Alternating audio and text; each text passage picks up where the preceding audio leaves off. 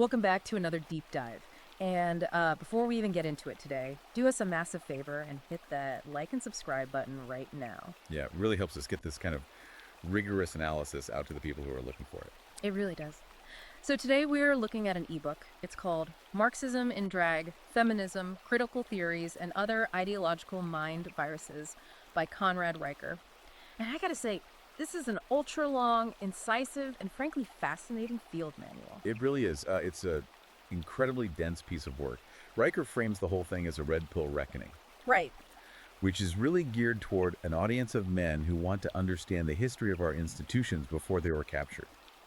If you're someone who looks at the modern landscape and feels like the game is completely rigged against masculine excellence, this book is attempting to explain the exact mechanics of why that is. And I want to urge you right up front, if you want the full arsenal of facts on this, you really need to buy this book on Amazon Kindle or Google Play Books. We are going to cover a lot today, but there are hundreds of citations in the source material. Absolutely. Yeah. Because the central thesis is staring you right in the face with that title, Marxism in Drag. It's a very provocative image. What does he mean by that? Well, his premise is that classical Marxism, the whole class warfare thing with the workers versus the owners, they didn't really stick in the West because our standard of living got too high. So the ideology had to mutate. It slipped into a dress. Exactly. Riker argues that the oppressor is no longer the rich, it's men. And the oppressed is no longer the poor, it's anyone who isn't a man. He posits that these ideological mind viruses hijacked our institutions to essentially swap class warfare for gender warfare. And to be clear, we are impartially reporting on his claims here, but the data he brings to the table is extensive. Yeah. He defines this enemy using viral terminology, like an ideological mind virus. Yeah, he views these ideas as literal contagions, and he points specifically to language. For instance, he calls the term toxic masculinity a linguistic swindle. A swindle. Right, because he compares it to blaming water for being wet. Riker argues that the traits society now labels as toxic things like competitiveness, stoicism, aggression, dominance, these are the exact evolutionary traits that allowed men to survive the Ice Age and build civilization in the first place. So by calling them toxic, society is pathologizing survival, which leads to what he calls the double bind. And I think this is going to resonate with a lot of guys listening. The double bind is brutal. It's a trap where society demands two contradictory things from you at once. Riker argues that men are called toxic if they lead or show strength, but the second they show weakness... They get labeled pathetic. Exactly, or fragile. The no-win scenario designed to paralyze action. And he connects this directly to the transition from economic Marxism to identity-based theories like critical race theory and queer ideology. Because the objective isn't equality. The objective, according to the book, is to demoralize the designated oppressor class. Right, if you make men feel guilty for being strong and ashamed for being weak, you've neutralized them. And he says trying to force men and women to be perfectly interchangeable in every outcome is like hammering a square peg into a round hole. You don't get a round peg, you just break the peg. Exactly. He says equality of outcome is a luxury built by male sweat and blood, and forcing it ignores biological reality. Which brings us to where this breaking process actually begins, the education system. Riker has a whole section calling schools woke warehouses of indoctrination. And he backs that up by discussing the war on competence. This isn't just happening in sociology departments anymore. It's reached the hard sciences. Let's talk about the California social justice math framework he cites, because when I read that, it blew my mind. Yeah. Riker details how this framework actually discouraged teachers from prioritizing getting the right answer. How does that even work in math? Well, the argument in the framework, as Riker describes it, was that an obsession with objective truth, like 2 + 2 = 4, was a form of colonial oppression. So requiring students to show their work or value accuracy is somehow exclusionary. That's the claim. But Riker points to the real-world result, which is massive drops in competency. He cites data showing huge percentages of students failing state math proficiency exams after these kinds of policies. And he mentions that Harvard study too, right, where 72% of conservative faculty self-censor. Yeah, the chilling effect is massive. Riker calls this modern moment Lysenkoism 2.0. For those who don't know the history, explain Lysenkoism really quick. Trofim Lysenko was a Soviet agronomist under Stalin who rejected standard genetics because he thought it was bourgeois. He believed you could train crops to grow in winter through sheer ideological will. And the result was famine. Millions died because ideology trumped biological reality. Right. Riker argues we're doing the exact same thing now, just in boardrooms and schools. He says the famine this time will be a collaxive function. Which brings us to corporate decay. He has chapters called Drag Queens in the Boardroom and Castrated Corporations. The anecdote about the Iceland fisheries collapse it's a perfect example of this. It really is. So Iceland runs on fishing. It's dangerous, freezing, brutal work. For centuries, the boards running these fisheries were old sea captains, men who actually knew the ocean. But then the government introduced strict gender quotas for corporate boards. Right. And since there weren't many female sea captains, the new board members came from HR, law, and academia. Riker describes how they started prioritizing sustainability reports and gender impact statements over the actual storm readiness of the fleet. They prioritized virtue signaling over maintenance. And nature won. The fleet wasn't ready for a harsh storm season, and 2,000 fishermen lost their jobs. Riker says it's what happens when the soft reality of the boardroom collides with the hard reality of the ocean. And then you have the Swedish gender-neutral preschools. Oh man, this part is dystopian. In these schools, Riker claims boys were forced into doll therapy. Just for being boys. Yeah, if they wanted to play with trucks or wrestle, they were stopped. The teachers were trying to break down gender stereotypes, but the book cites data suggesting this led to boys in these cohorts developing ADHD diagnoses at triple the normal rate. Because their natural drive for kinetic energy was being pathologized. But wait, whenever you talk about the corporate world, the immediate counterargument is always the wage gap. Right, the 82 cents on the dollar myth. How does he dismantle that? He uses Bureau of Labor Statistics data. Riker argues that when you account for career choices, the gap totally vanishes. He points out that men work 83% of all overtime hours. And they dominate the dangerous jobs. Exactly. Men are 93% of loggers, 98% of roofers. Riker asks, where are the quotas for bricklayers? He argues the gap is actually a risk premium. Men are willing to sacrifice their bodies for resources. So comparing a female veterinarian to a male roofer who risks falling to his death every day is intellectually dishonest. That's his exact point. Let's shift to history and anthropology, because he goes hard after this idea of peaceful utopian societies run by women. The chapter's called Matriarchal Mythology Exposed. Yeah, he takes on the Musuo tribe in China. If you take a gender studies class, they always bring up the Musuo as this feminist paradise with walking marriages where women run everything. But Riker points out what they leave out of the syllabus. Right. He argues that while they are matrilineal, they rely almost entirely on outside male labor, specifically Han Chinese men, for their survival and state subsidies. And their technology level hasn't moved in centuries. They still farm with wooden tools. So his point is that patriarchy builds SpaceX, while matriarchy builds subsistence farming subsidized by men. That's exactly his framing.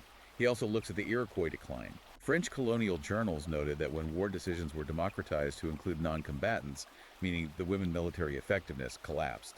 Because the people deciding on the war didn't have any skin in the game. They weren't the ones dying. Exactly. And that leads to his broader infrastructure argument, the idea of the invisible man. The guys doing the sewer repairs at 3 a.m, the high voltage power lines in ice storms, the coal mining. Riker points out that 93% of workplace fatalities are men.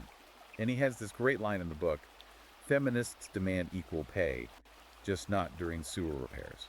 He argues that if men just stopped working tomorrow, the lights would go out and the grocery shelves would be empty in 48 hours. It's a reality check on what actually sustains civilization. But while men are out there keeping the lights on, there's a whole secondary economy extracting value from them. The simp economy. This section, digital degeneracy dissemination, is incredibly dark. It's about the outright monetization of male loneliness. He cites an MIT study claiming that lonely men subsidize 78% of female content creators' income. 78%. That means the vast majority of that industry is funded by isolated men. Yeah. It creates a perverse incentive structure. Yeah. If you cure male loneliness, you crash that entire market. Riker talks about Japan's rental boyfriends and apology packages where men pay to be forgiven for imaginary offenses. And the male atonement booths in Miami, which sounds like satire, but it's real. Men paying money to enter a booth and listen to audio tracks telling them how terrible men are. It's the industrialization of guilt. And of course, he tackles OnlyFans. Which he calls sexual socialism. Right, he says it's prostitution sanitized as content creation. But he goes deeper into the biological effects of this digital degeneracy. He discusses how violent porn exposure during puberty alters dopamine receptors. He brings up that Swedish kindergarten stabbing anecdote. Yeah, where a teenager reenacted a video he saw. Riker argues This rewires the male brain to associate violence with pleasure, or just completely desensitizes them to reality. It poisons the well of masculinity. So the education system hates you, the corporate world hates you, the digital economy is exploiting you, and then we get to the legal system, the misandry matrix. Or as he calls it, chivalry's guillotine. This is where he breaks down divorce and custody. 72% of divorces are initiated by women. Riker calls no-fault divorce a form of female welfare and state-sanctioned theft. The story he tells about Jim is just tragic. Jim's story is the nightmare scenario. He was a contractor, built a business from the ground up. His wife filed for divorce, not for abuse or infidelity, but because she felt unfulfilled. And she gets lifetime alimony. Lifetime alimony. And she moved in with her new boyfriend. So Jim is waking up at 5 in the morning, destroying his body, hauling lumber to write a check that supports his ex-wife and another man. Riker asks, in what other contract can one party unilaterally break the deal and still get paid for the rest of their life? Doesn't exist anywhere else. And then there's the Colorado man working 80 hours a week just to fund his ex-wife's yoga certification. And the court called him an absentee father because he was working so much to pay the court-ordered support. It's a total catch-22. If you don't work, you go to jail. If you do work, you lose your kids because you're never home. And the ultimate victims are the children, the fatherless futures factory. The statistics he lists are undeniable. 23 million American kids lack fathers in the home. Riker links this directly to youth suicide. 63% of youth suicides are from fatherless homes. And the prison rates. Boys without fathers are 5 times more likely to end up in prison. He argues the state is effectively manufacturing criminals by incentivizing the removal of fathers from the home. But he doesn't just lay out the doom and gloom, he offers a battle plan, the Alpha Restoration Protocol. Yeah, and the core advice is simple but difficult. Log off and lift. Log off and lift, remasculinization. He wants men to disconnect from the digital systems that despise them and reconnect with physical, tangible reality. He has this amazing comparison between the Amish and San Francisco tech workers. Break that down, because I thought that was a brilliant juxtaposition. So he paints a picture of an Amish farmer on a Tuesday. The guy is physically exhausted, he's sore, he's been working in the dirt all day, raising a barn. But he looks at that barn and he sees the tangible result of his labor. He has high community satisfaction, a stable family, and surprisingly high GDP per capita within his community. And then you contrast that with the tech worker. Right. The tech worker in San Francisco makes $200,000 a year. He sits in an ergonomic chair. But he's on antidepressants. He's terrified of being reported to HR for a microaggression. And he spends his nights scrolling OnlyFans. Riker asks, who is actually the free man? Exactly. Riker's telling men to go build something real. Stop begging for acceptance from institutions that actively want to destroy you. He gives a final warning to the silent majority. He says the system is rigged and you have to dismantle the virtue signaling industrial complex. Build a parallel economy. Build your own businesses, your own schools, your own networks. This book is truly a field manual for reclaiming your birthright as a leader and a protector. We have honestly only scratched the surface today. There are entire chapters on the tampon tax, queering the kindergarten, the sex strike scam. It is exhaustive. And highly controversial, obviously. But Riker makes the point that if you're offended by this data, you are probably part of the problem. His message is really for the men who feel like the world has gone crazy and want to understand the architecture of that madness. Absolutely. So I want to leave you with a provocative thought straight from the book. A quote that really sums up his entire argument. Patriarchy built civilization. Matriarchy built grievance studies departments. Just let that sit with you for a minute. It definitely frames the conflict in a way you can't ignore. And it brings up another question to mull over. If Riker is right about the war on competence, what happens in 20 years when the men currently maintaining the power grid retire, and their replacements were chosen for their identity rather than their ability to calculate voltage? That is a terrifying thought to leave off on, but a necessary one. Listen, if you want to support the author and get all the data we discussed today, you need to buy Marxism In Drag on Amazon Kindle or Google Play Books today. Seriously, go get the source material. And make sure you follow at Conrad Riker on Substack. He's putting out regular updates and articles there that you'll want to see to stay ahead of the curve. Thanks for joining us on this deep dive. Make sure you hit like and subscribe so you don't miss our next breakdown. We'll see you then.